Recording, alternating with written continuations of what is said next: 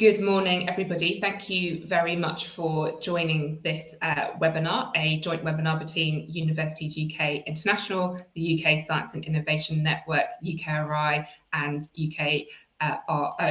It's a pleasure to welcome you all this morning. I hope that you can hear me okay. My name is Frances Wood. I am the Regional Director for the UK Science and Innovation Network, Europe, Turkey, Russia and Israel. And I'm really pleased to be joined today by Peter Mason from Universities UK International, Andrew Macdonell from UKRI, and Inga Benner from the UK Research Office in Brussels.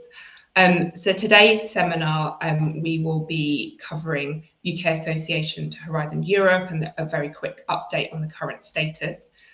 We will also talk a bit about the financial guarantee that is being run by UKRI, and then Peter will talk about University UK's view on Plan B.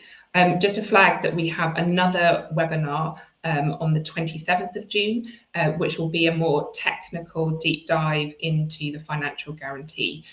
So if there are questions today that we feel are particularly technical, we might pass them over to that webinar, or if we can't get round, if there are too many questions, those can also be answered next week. Both webinars, today's and the one on the 27th, will be uploaded to the Universities UK website YouTube channel. So if you can't attend on the Monday, you can sort of watch it and look back to see if there are sort of any answers to your particular questions. And I can also see in the chat about the slides being shared. So yes, they will be shared afterwards. And we will, as I said, upload the recording of this as well.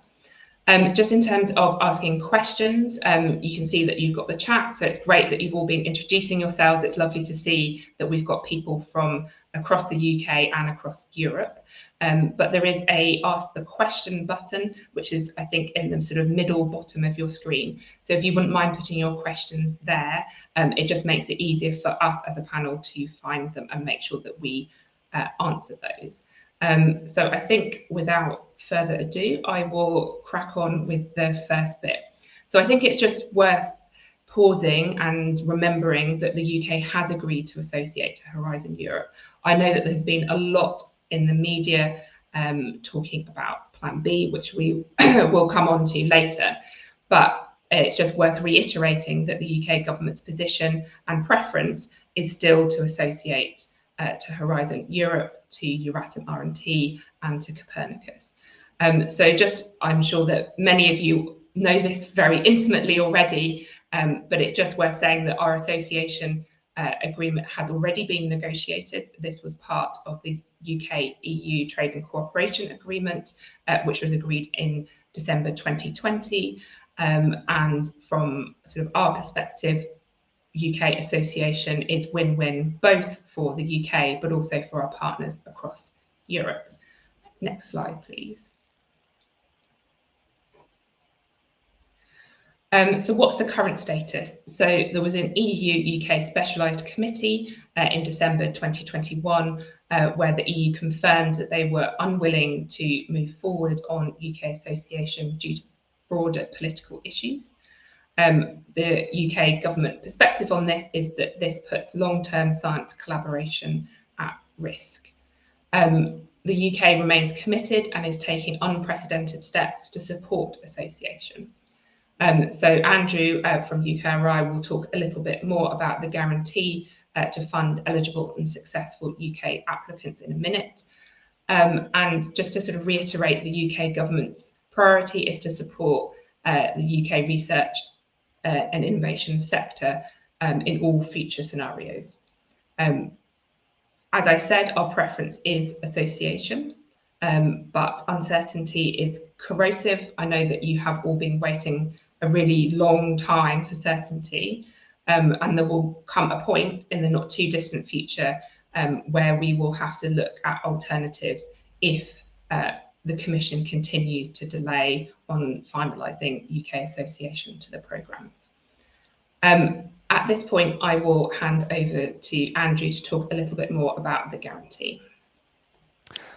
Thanks very much, Frances. Hi everyone, I'm Andrew Macdonell from UKRI and I'm a senior policy manager in the team who put the guarantee together originally.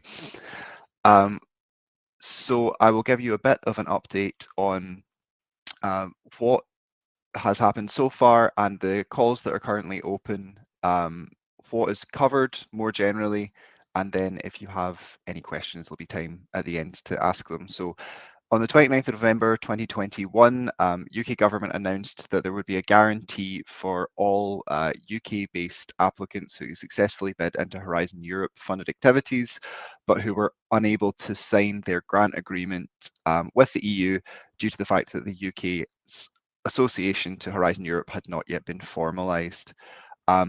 That covered a first wave of calls, and the scope of the guarantee has since been expanded to cover a second wave of calls, which covers everything up to the point where the last legal grant signature date happens before the end of 2022. The funding is being delivered through UKRI, and we have now opened funding routes to deliver most of the elements of both the first and second wave of the funding guarantee. Specific calls were opened for EIT Kicks from 2021, EIC Pathfinder and Transition 2021 calls, and they opened on the 21st of February. And that was via the Innovation Funding Service, which is the funding portal that Innovate UK manage. We then opened a general Horizon Europe call on the Innovation Funding Service on the 16th of May 22, and that will cover all kind of multi-beneficiary calls from now on and mono-beneficiary EIC calls. So essentially everything except for KICS, ERC or MSCA calls will be covered via this one Horizon Europe call. And as you start your application process, it will ask you to select the specific call that you're applying for.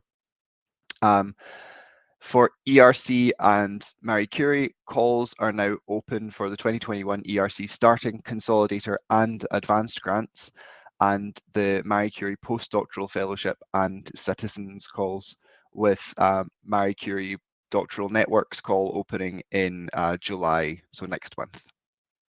If you want further details and guidance for any of this, you can see it at the website link that I've provided here, Horizon Europe Guarantee Notice and Guidance, and that has recently been updated to make it a bit clearer as to where you're going specifically for the IFS call. So it should hopefully be a more streamlined experience for you.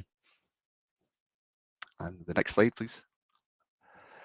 The key things about the UK guarantee are that since these applications will have been evaluated through the European Commission's peer review process, we will be performing no further application quality assessments, no assessment of the research excellence and no assessment of the value for money. We are trusting in the Commission's evaluation at this point. For both mono-beneficiary and multi-beneficiary grants, the funding will be provided for the full lifetime of the grant, and it will be subject to UKRI terms and conditions. But we are keeping the grant reporting and the financial reporting as close to EU norms that you'll be familiar with as possible.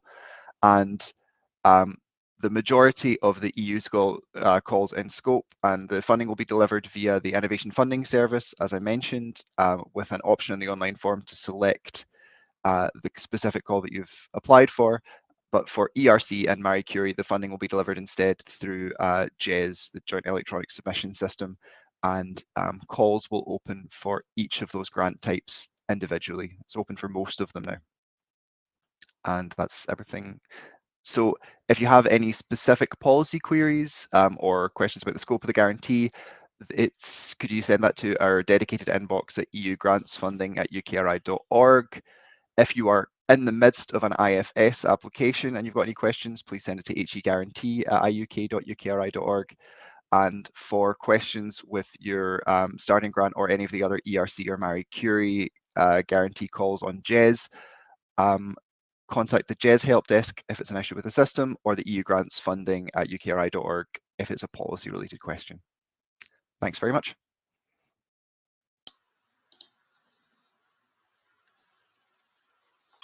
Thanks, Andrew. I hope everyone can hear me. I'm going to jump in at this point to talk a little bit about Universities UK International's view on Horizon Europe alternatives. Firstly, I'll briefly introduce myself. I'm Peter Mason, Head of Global Research and Innovation Policy at Universities UK International. The very first thing that I want to say before starting to talk about alternatives and Plan B is that Universities UK has been steadfast in our commitment to seeking and supporting association to Horizon Europe since the EU referendum, and we continue to call for I think what we're terming strategic patience in this regard, and continuing to wait for that for that agreement to be confirmed. This is a really important relationship across the sector, and I think that's strongly recognised up at our board level. To that end, we're strongly involved in the Stick to Science campaign, which hopefully you're all aware of, which we can share some links to when we follow up after this event, which is a pan-European statement calling for the whole issue of association to be depoliticised and for association not to be used as political leverage in unrelated disputes. And I think we're strongly supportive of our Swiss partners who are in a similar situation to that regard. We've recently written to the Vice President of the Commission, Maroš Šefčovič, as well as all of the EU member state ambassadors in London to press this case. So we're continuing to actively support the resolution of this situation in a way that we all want. Having said that, I think it's important to underline that obviously universities and researchers are suffering from the current uncertainty. We're aware of the impact this has had on projects, existing projects where UK researchers had to step away from leadership roles or take on reduced roles, as well as the impact on individuals through the ERC correspondence about their grants. So this situation isn't without cost. So we are working proactively on what we'd want to see as part of the package of Horizon Europe alternatives or Plan B. Although, as I say, we do continue to support the ultimate resolution of the situation. The most important thing I think at the moment is that we need more clarity on what the government's plan is for alternative funding mechanisms. We know that the funding is available, as Francis mentioned. This has been set out in the spending review, but I think now we need to know the detail of exactly what this is, what is being proposed. So for that reason, we welcomed the Minister's statement at the Science and Technology Committee last week that there will be a Plan B prospectus published by the summer recess. So we look forward to receiving that, and I think the sooner that happens, the better. Today, I think that the aim is to provide a view of what, from the university's UK perspective, on what we need to see as part of that package of alternatives. We have fed these priorities into Bayes in response to the Science Minister's letter to the sector last autumn, the same letter that confirmed the establishment of the Horizon Guarantee that Andrew was talking about.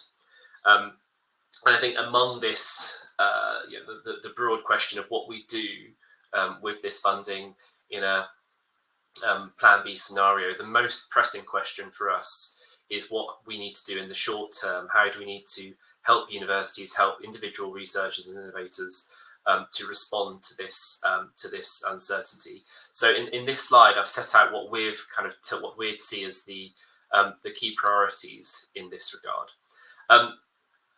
The top of the list, I think, is supporting those researchers who have already submitted EU funding bids, whether that's for the collaborative calls or ERC, Marie Curie, or EIC funding calls, where they aren't going to be covered by the Horizon Guarantee because of the time-limited nature of that guarantee, and the assessment won't have been completed at the point that non-association is confirmed. So we've been strongly asking for a commitment to, for example, in the case of ERC and Marie Curie bids, to complete that assessment if it were needed, and to guarantee that there would be domestic funding for that available. In essence, an extension of the logic, at least, of the guarantee to cover those calls. Similarly, we're absolutely unequivocal that if it's not possible for the UK to associate, there has to be comprehensive funding for the UK to participate in Horizon as a third country. Now, this is one area of Plan B where we do actually have a confirmed government status position. In the R&D roadmap from 2020, the government confirmed that they would fund third country participation in Horizon as a third country if association were not possible. And we know that this is still part of the BEIS and UK government policy proposal in this regard. The exact scale and scope of that is open, is still an open question, I think, but we're clear that this has to be a full and comprehensive guarantee covering all of the calls for which third country participation is an option, because, as I say, even if association isn't possible, this provides a kind of lifeline for UK researchers to continue to collaborate with European peers, even if it's not as a funded partner through the Commission and its agencies. So this is absolutely vital in our view that this is confirmed.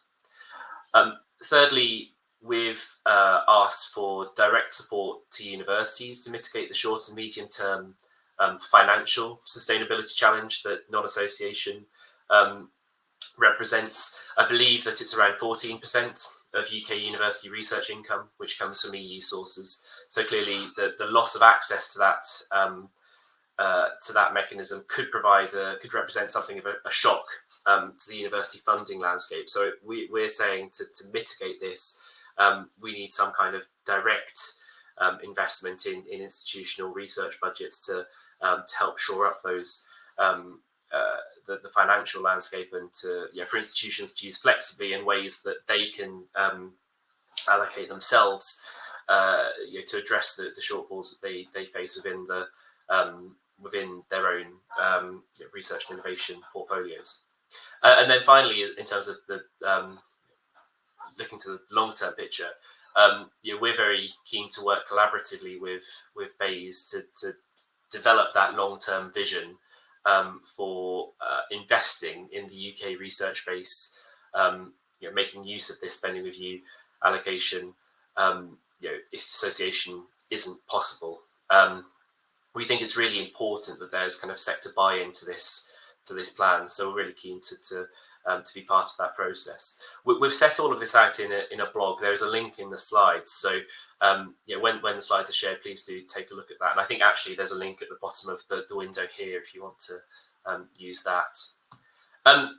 So having mentioned the long-term picture, the last thing I'll mention, and I'll try to keep this brief so we have plenty of time for questions. When we're talking about the long-term vision that we want to collaboratively work on with government to develop, clearly international collaboration is going to have to play a key role in this, given the nature of Horizon Europe in facilitating collaboration with European and global partners.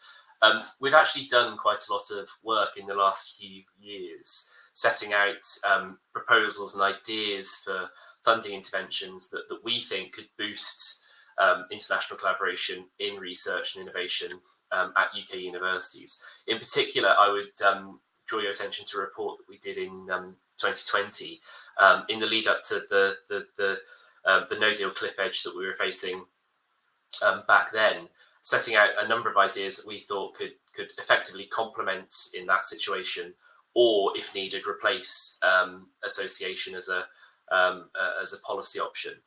Now, obviously, I'm not at all suggesting that these are in any way comparable, but I think if we faced this situation of not being able to associate, these are some things that we think government should be considering by way of long-term alternatives to association, if that's not possible. So the first on this list is the creation of a new global talent scheme to attract and retain researchers.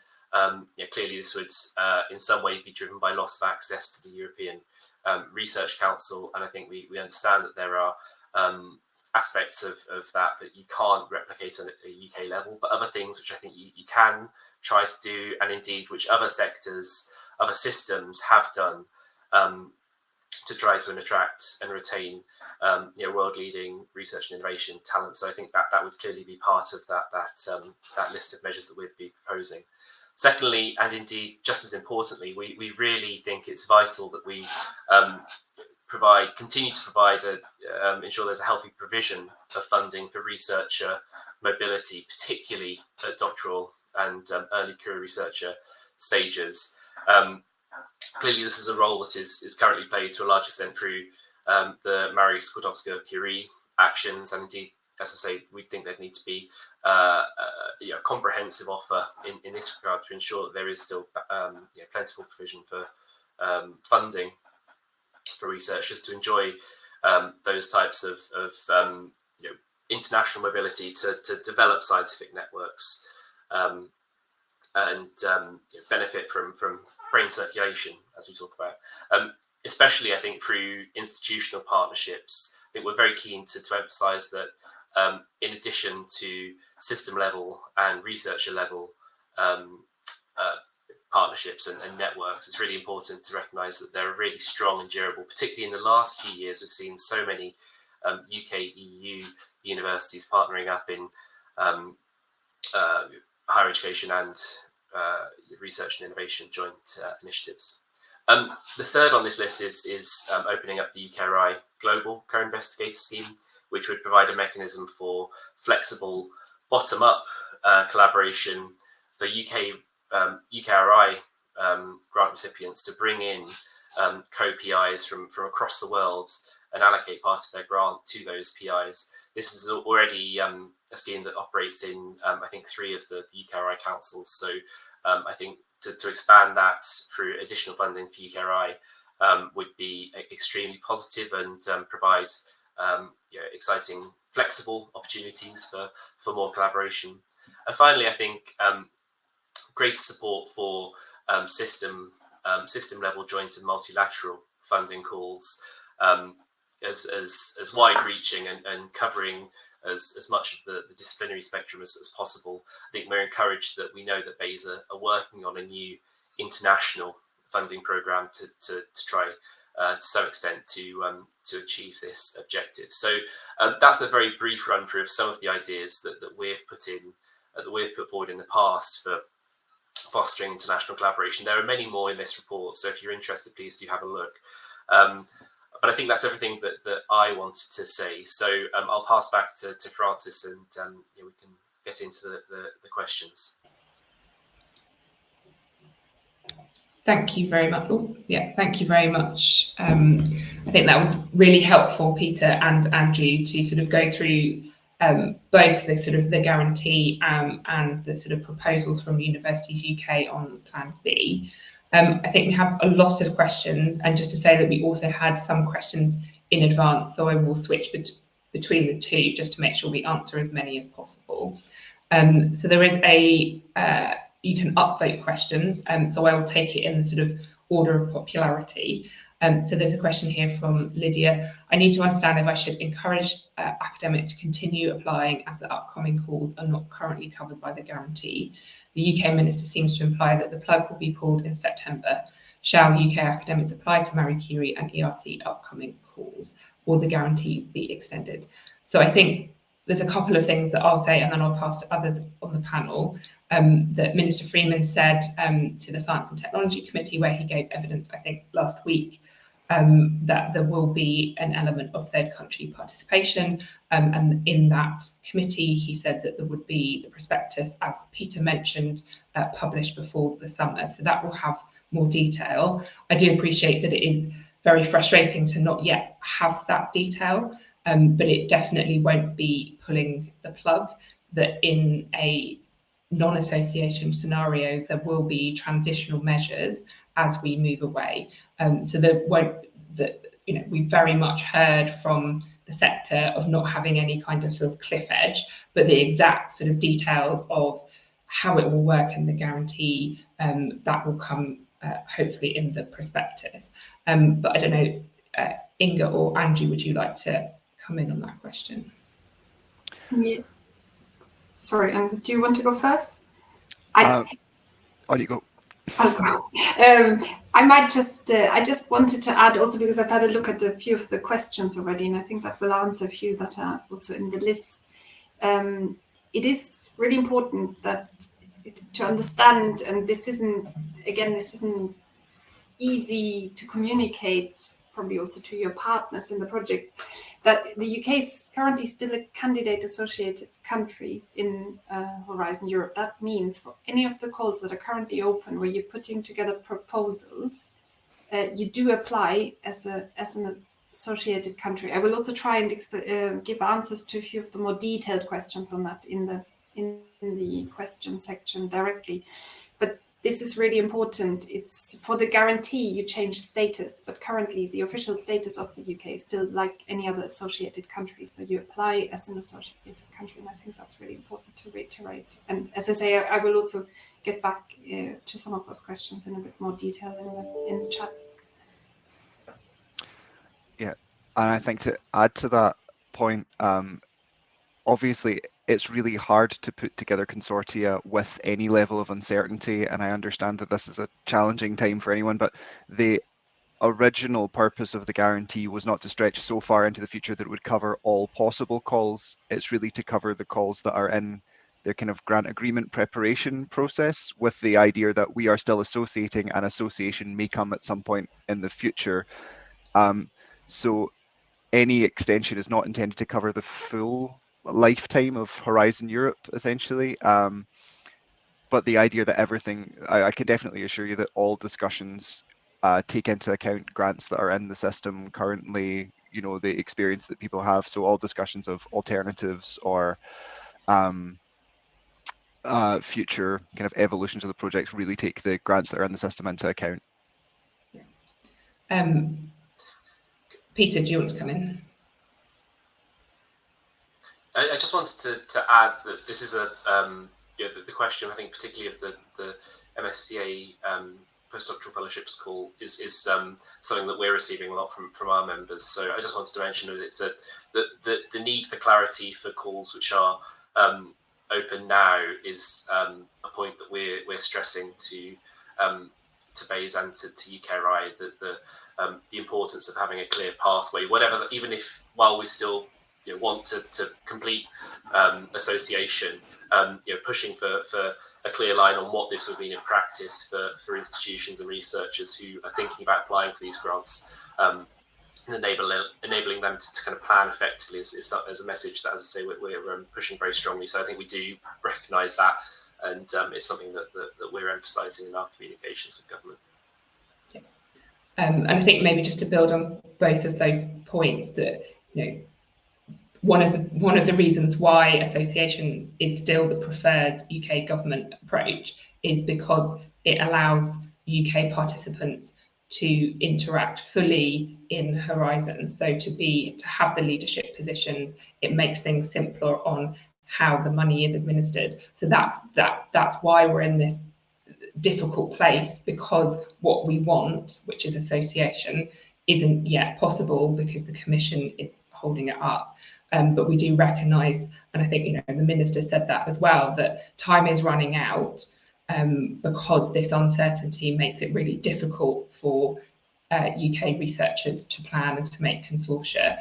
So the time is running out essentially where we will have to do something different, which is the sort of plan B, because the uncertainty is just so corrosive. But I would say, just to sort of at the moment, just to build on Inga's point, that we are still considered a candidate country for full association. So that is how you should apply, and that you should still be applying for calls, even if they're not necessarily covered by the guarantee at the moment. I think that is the second most popular question is about reporting. So I think, Andrew, this will be for you. The EU reporting is every 18 months, UKRI every 3, EU audits after 425,000 has been claimed. So if you could maybe just talk a little bit about the difference between the sort of the EU and UKRI, and how sort of people in a project can deal with that, and whether the work between the two is sort of comparable.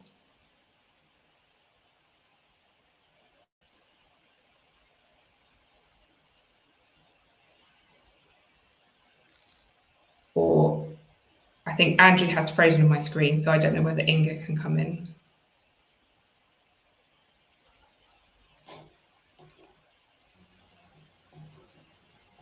Yes, even though I don't know the exact answer, this is of course there's a difference there. So in how the costs are covered, but I think we might have to give that question back to Andrew when he's back online, or otherwise we will make sure an answer is provided afterwards.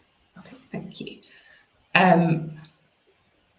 I think there's a question, maybe Inga, you could take this one that we had before, which was about the UK coordinating. So when you're applying, should the UK, if they are a coordinator for a project, should they remain in that position? Yes. So the rules for those, and I recognize a lot of names in the list, for those who have experience with Horizon 2020, then the rules were that anyone from any country could coordinate a project. This has changed in Horizon Europe. So coordination can only, or the coordinator can only be from a member state or an associated country. But again, currently we do for proposals that you're drafting, it is possible for the UK to be coordinating. We know of many examples, and the UK has traditionally coordinated a lot of these projects, has been a strong and experienced coordinator. And we also know from PIs that they're often approached still to be the coordinator because of the experience that they have. So that is absolutely possible. I can't advise for or against. What we do advise is to think a little bit about what would happen if that couldn't be upheld. So is there another partner in the consortium that could take on the coordination role formally? We also know of PIs who, in the grants where they already had to transfer to associated partner status, are still really strongly involved, at least, in the scientific coordination. So that is not something you necessarily have to give up, as long as you can agree that with your consortium for the grants where you've already had to do that. But definitely for proposals, it is possible, but we always advise to kind of think a little bit, discuss it with your consortium in terms of the risks involved, and is there another partner who could take it on if it was necessary. Thank you very much, Inga. I think we have Andrew back. Sorry, I was both disconnected and thrown out as a speaker. I have returned. So I don't know if you heard the question, but it's essentially the difference between the EU reporting and the requirements for UKRI, and whether that's comparable in the amount of work. So this is something we've been getting a lot of questions around this, and we do recognise that the threshold for UKRI reporting is a far lower amount. What I would say that we currently have is that you have, so reporting is an eligible cost in your grant, and you will have the right to via costs towards reporting. So although you may not have initially claimed for the amount of reporting cost, if you have extra budget in your grant, you can use it to cover reporting costs. We are currently discussing this issue internally, so you can expect some kind of update on this in the near future. I can't tell you exactly what the outcome of it will be yet, but I can say that we have listened to the feedback from the community, and it's being discussed right now. And Andrew, just to clarify on that, does that also mean the potential at the point of applying for the guarantee that you could increase the budget if you're expecting higher reporting costs? So currently the budget is capped at the amount that you originally applied for from the EU, and that has not changed at the moment, but watch this space and we'll get back once the kind of policy discussions have been finalised around this. Cool, thank you very much. I will now go to the next question. So I think there are quite a few that around sort of, is it worth applying, which I think we have partly addressed. But there is a specific one around sort of Marie Curie fellowships in September, and is it worth applying for those? So maybe Inga?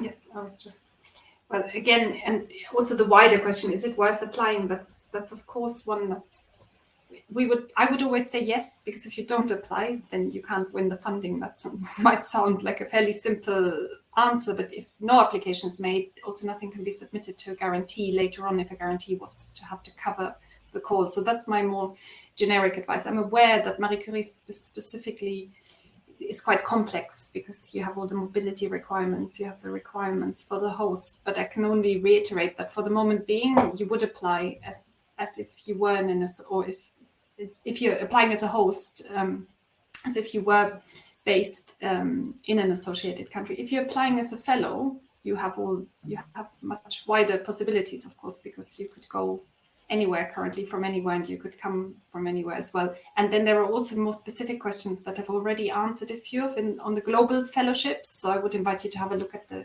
list. Of course, those are a bit more complicated, also because the role of the UK would change in those global fellowships. I've also put in the email address of my colleagues from the Marie Curie help desk, who are currently fielding a lot of those questions and have a lot of advice for you. So I'll put that in again as well. So if you have very specific questions where you would like to check eligibility for your own specific case, you can also do that directly with them. Thank you. And there was a linked question that we got in prior to the webinar, where beneficiaries of Marie Curie individual fellowships have already received a notification informing them that they will be declared ineligible and their proposal rejected. Does this already count as an official rejection, or should they expect a rejection letter, and what does that mean for the guarantee? So I can say that we are not currently asking for rejection letters for the Marie Curie postdoctoral fellowships. If you have proof that you were selected and that your host organisation is in the UK, you can start your application now, and you won't need to include a formal letter certifying that you've been rejected by the Commission in order to go through with that.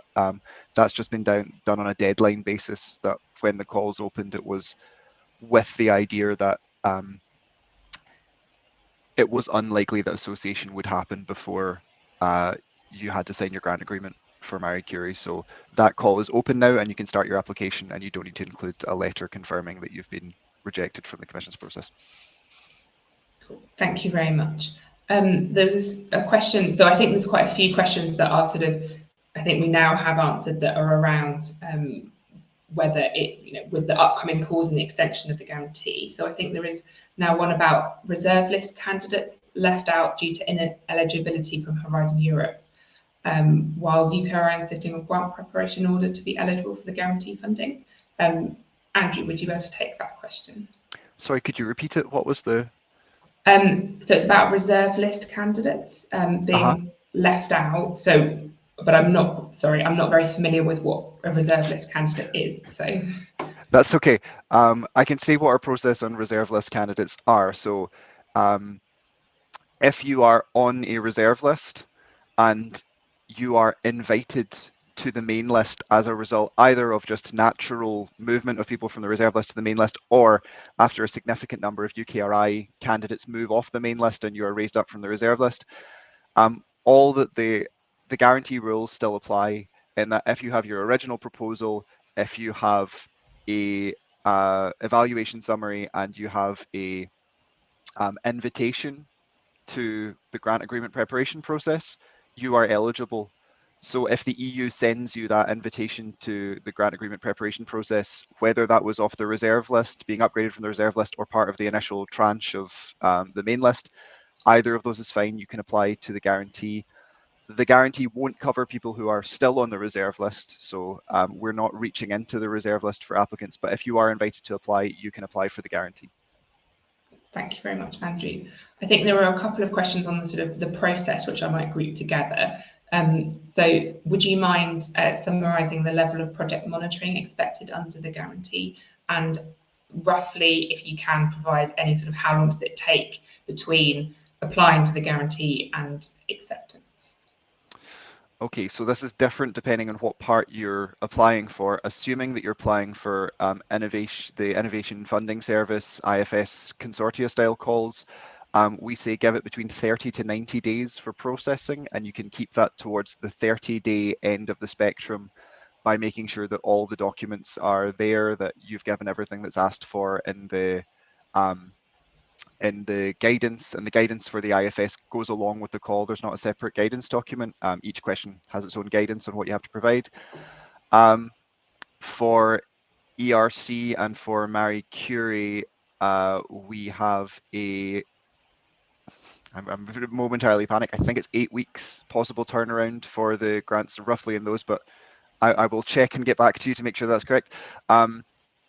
And we ask for, in terms of the reporting requirements for IFS, you will be assigned a monitoring officer once you apply, and that monitoring officer will speak to you to discuss essentially what the particular reporting requirements will be for your project. And those monitoring officers are being selected with EU projects in mind, so they'll be aware of what your grant will look like, that you're part of a larger grant, and they'll try and finesse the reporting requirements for you to align as closely as possible to the reporting requirements for the larger project.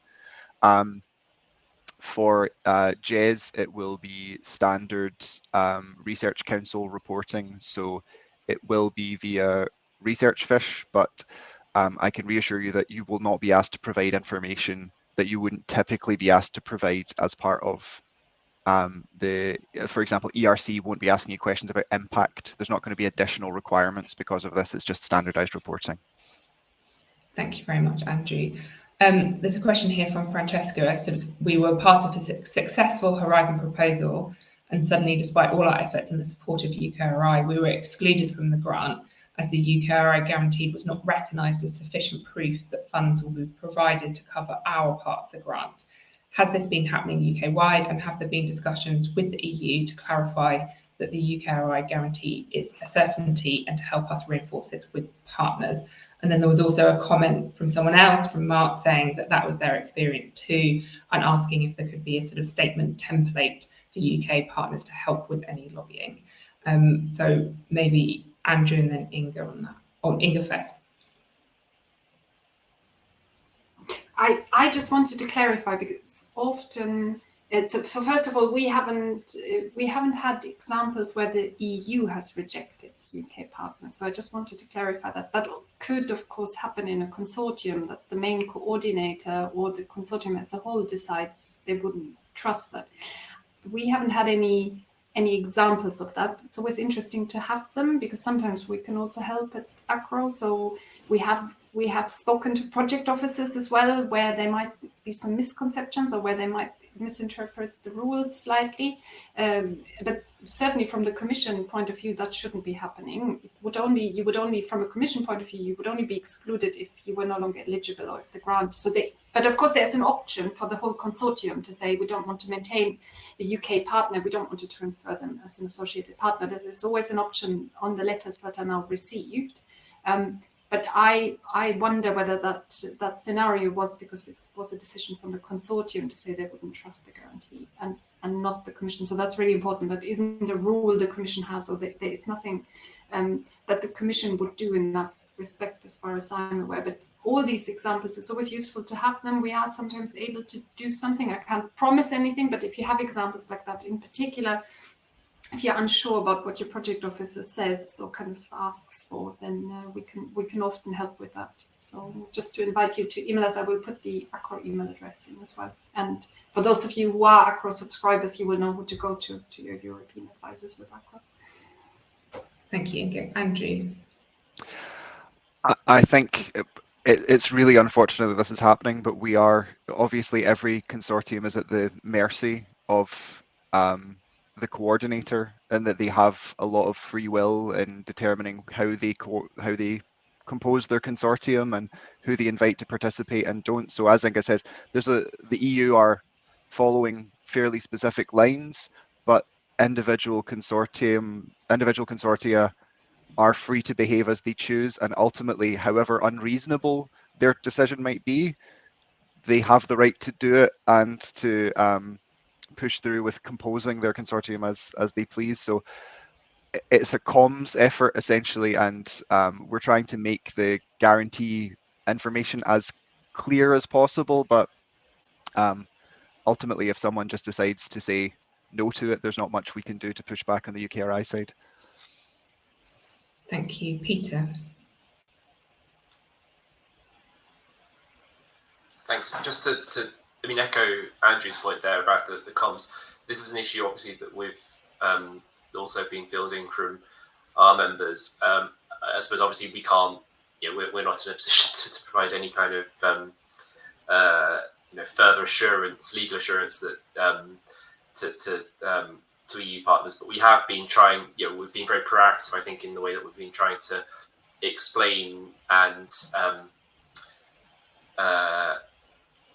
promote the guarantee in all of our European engagement. Is something that we'll continue to do, and I think that message applies to a non-association outcome as well with third country participation. That basically the European engagement part of our role becomes almost more important in that scenario, because we recognise the need to explain what the guarantee entails and why other institutions, other researchers across the continent should put their faith in that, but absolutely recognise the challenge. But just to kind of reiterate that that's something that we're actively trying to combat. Yeah, and just to sort of add to that, the my SIN team plus Innovate KTN are in quite advanced stages of putting together a project which would help support in advance of specific calls, putting together consortia. So it's part of practical help, but also essentially that reassurance that the UK is still a trusted partner, because we do recognise that is a challenge. There's been a couple of questions about consultation on Plan B. So from Leona, it said that Minister Freeman at the Science and Technology Committee last week said that consultations on the details of Plan B had already been taking place over the last 6 months with leaders of the various university groups, including Universities UK. So I think this is a question for you, Peter, on sort of what you've been consulted on and if it's possible to provide any further details. Yeah. So we have had conversations with officials about the broad shape of Plan B over the last few months. We have a working group made up of a number of vice chancellors and pro vice chancellors, directors of research, taken from a cross section of our membership who've been involved in those discussions, and we have also done our own engagement from with members on these questions to inform our input into those discussions, and which provides the background to those slides that I shared earlier. I can't. This is why we're saying now we need more public information about this, because obviously I can't share the details that we've heard from Bayes, but we're really absolutely unequivocal now that and have been for a while actually, that we need to be able to have this conversation in public, as well as just with sector organisations and other delivery partners. So yes, we have been involved, I'd say, for since probably March or February or so. We've had this working group established that's been meeting with Bayes, but I think now is definitely the moment where we need to be able to do that in a more open setting. And I think if and when that is available, that information is in the public domain, I think it's definitely something that we'd want to kind of come back to do a similar webinar on, potentially, to try to get into the bones of it. Thank you, Peter. And I think there's a question here from Vicky about when the decision might be made about moving to Plan B. So that decision no date has yet been agreed by government. But the Minister also at the Science and Technology Committee said in sort of few weeks and few months, because we do recognise that whilst association is still very much our preference. If that isn't possible, then we do have to move to plan B because of all of the questions that you've been asking and all the comments that you've put in the chat, that it makes it, the uncertainty in of itself makes things extremely difficult to form consortia and to make plans. But there isn't yet a specific date that has been decided by the government. There is a question here about the guarantee. Is it for all kinds of organisations, so both public and private? So maybe, Andrew, that's a question for you. The guarantee will cover, it's essentially the guarantee uses the same eligibility rules as the Commission does. So it covers legal entities. If you have been successful, if you are UK based and you have been successful in an EU programme, then it will cover you whether you are university, business, or even in some very rare cases, private individual. So yeah, we cover the same range that the Commission originally does. If you were able to apply to the Commission, then you can apply to the guarantee. Thank you. So the next question, what happens to the UK guarantee received for a project if the UK does associate mid-project? So Andrew, I think another one for you. So for this, our assumption is that anything that is covered by the guarantee will be covered by the guarantee for its full lifetime. And that is the reassurance that we provide. Essentially, your grant will be covered for its full lifetime. And we assume everything is based on the assumption that you will be an associated partner covered by the UK guarantee for the full lifetime. I am aware that the Commission has provided some communication about the possibility to reintegrate projects if the UK associates during the lifetime of the project.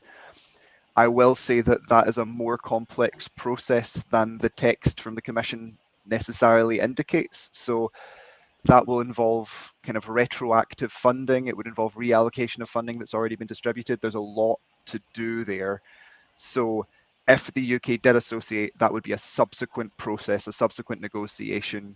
It would have to be decided on both fronts whether that was desirable and worthwhile. And then if that did happen, you would be informed of how that would happen. You know, everyone who was covered by the guarantee would get some kind of update, and the Commission themselves stated that this would be a choice for you as an individual. So you would never be forced to change your status, but in the event that that position was negotiated, you may be given the option to, and you'd be told how that would work.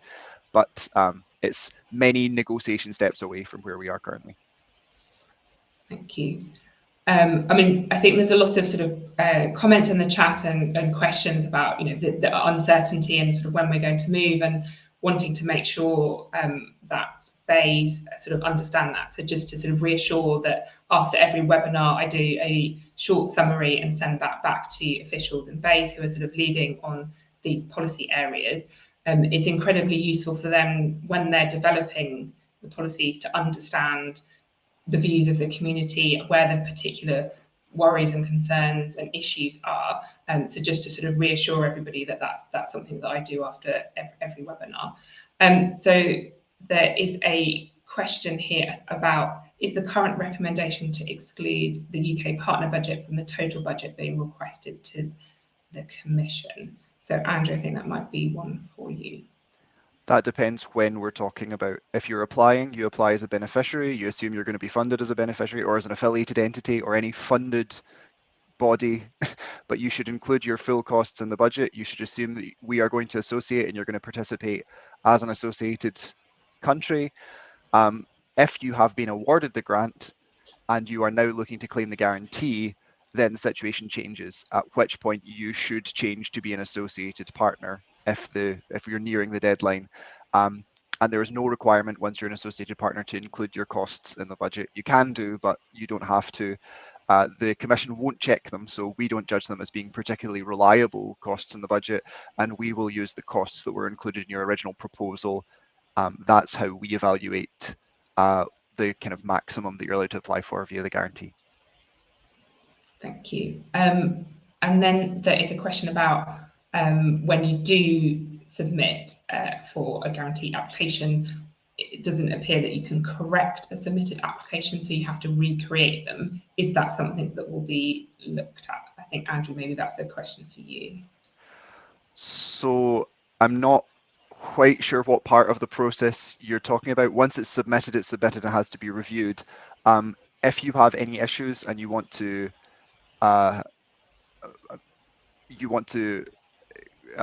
change some aspect of it, that is often possible during the granting process. It may be that the issue in question is sufficient that they require you to just go back and start the process again, but that is more on the IFS kind of operation side of things, which I'm not as familiar with, but I will take your question away and I'll check with them to see if it's possible to make that process a little less onerous.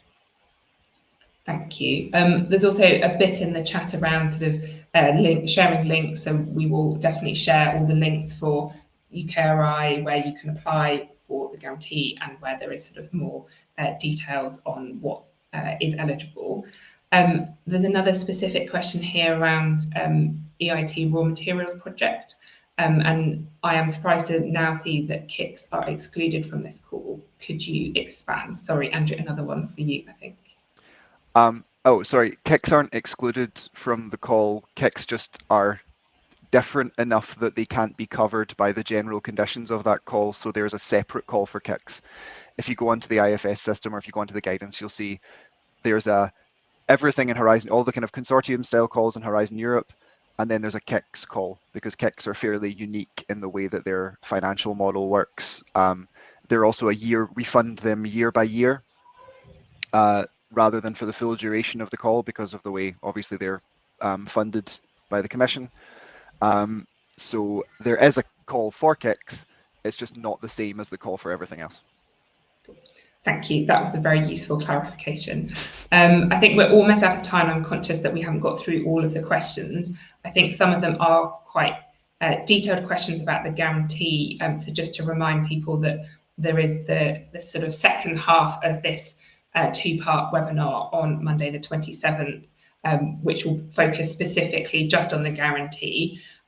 So we will try and extract any questions that we have missed and make sure that they're covered in that webinar. I know that it's also quite a lot of time to ask you to attend today and also on Monday, but just to sort of repeat that both will be uploaded to University UK's YouTube channel, so you can watch them at your leisure if you can't make the one on Monday. I think we've got maybe time for one or two more questions. There was one about the MSEA doctoral networks, where beneficiaries would sometimes transfer a share of management and indirect costs to the coordinating partner. Is this still possible for UK partners to transfer a share of M&I costs to the EU coordinator from the guarantee funding? Andrew, I think. Can I ask specifically, did it give which call this was a part of? Is this where just said the doctoral networks. Yes, doctoral networks, sorry.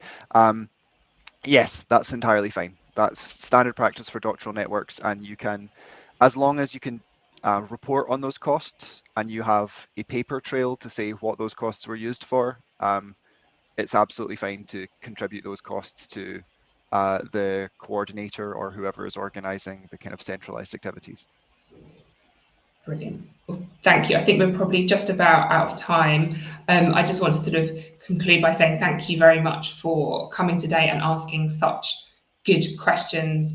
We do recognise that the continued uncertainty is extremely challenging for both the UK research and innovation sector, but also European partners. And we are in a really challenging place, but as the Minister said at the committee, we are hoping to have the prospectus out on Plan B before the summer, which we hope will provide a bit more clarity and certainty for the sector. I just would like to thank my fellow panellists, Peter, Inge and Andrew, and if any of them have got any final thoughts, please do come in, but if not, this will be uploaded, the slides will be shared, and we will share all the links to UKRI guidance. Thank you very much, everyone, and have a fantastic day.